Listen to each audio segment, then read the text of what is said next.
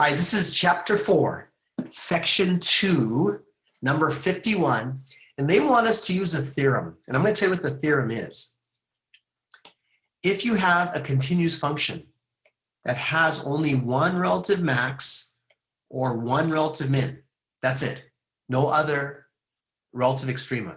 Isn't it obvious? If it only has one relative extrema and it's a relative max, it has to be a maximum point. There can't be a bigger point. Because in order to be a bigger point, this function would have to turn around and go back up, giving you a second relative extrema.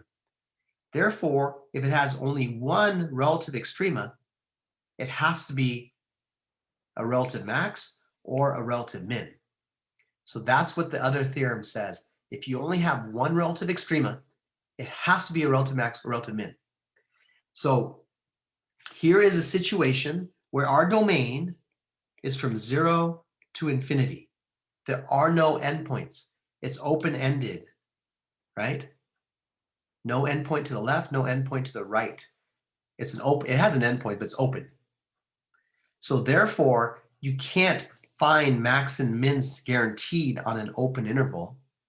But if you have one relative extrema, so if that's open and it goes to infinity and one relative extrema, that will be the minimum or maximum. So this enables you to find max or mins on an open interval, and you're going to see that when we get to optimization. So to find the critical points, to find relative max and mins, I need the derivative, but I want to rewrite this. That's not an equals. I hope it's a minus. Let me see.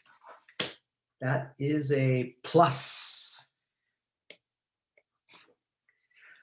All right, I'm going to rewrite it. 24r to the negative 1, 2 pi r squared. And some of you need to get to the point where you realize pi is not a variable. It's just a number. Treat it like a number. Don't act like it's some weird variable. Same thing with e. Now I can take the derivative.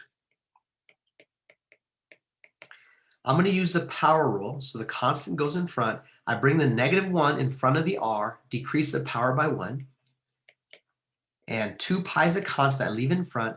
And the derivative r squared is just 2r. So now I have my beautiful derivative.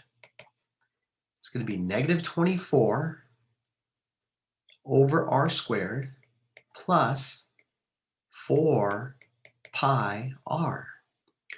Now to find critical points, I'm going to get a common denominator. This one, I'm going to multiply by 1. That's 1.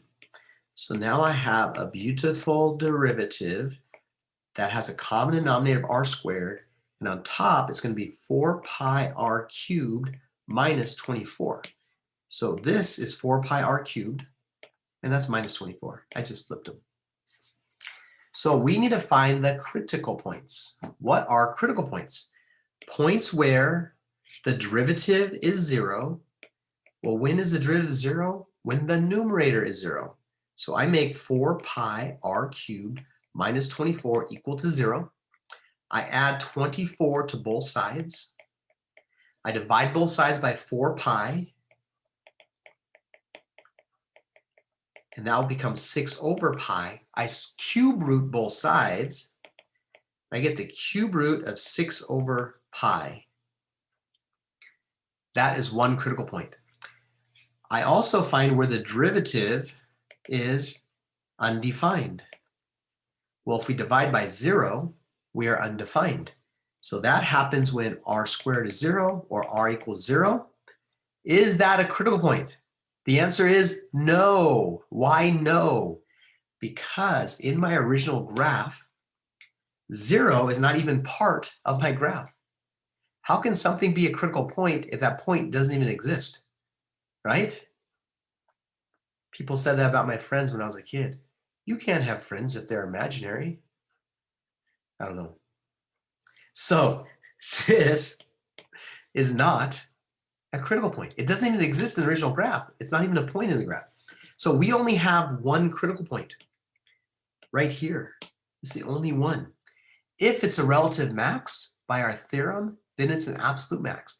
If it's a relative min by our theorem, it's an absolute min. So we're going to test around these points, and I'm realizing our time constraints are real. Nope, that's 0, not infinity. The left end is 0, non-inclusive. The right's infinity. And we have cube root of 6 over pi. Okay, 6 over pi is about 2. Square root of 2 is about 1.4-ish or something like that, I think. I can't remember. So I think 1 might be okay and 2 might be okay. Let me double check on my calculator. I know. Okay, we'll do this real fast. So 6 divided by pi. Oh, I gotta turn it on first. 6 divided by pi, and then I want to cube root that.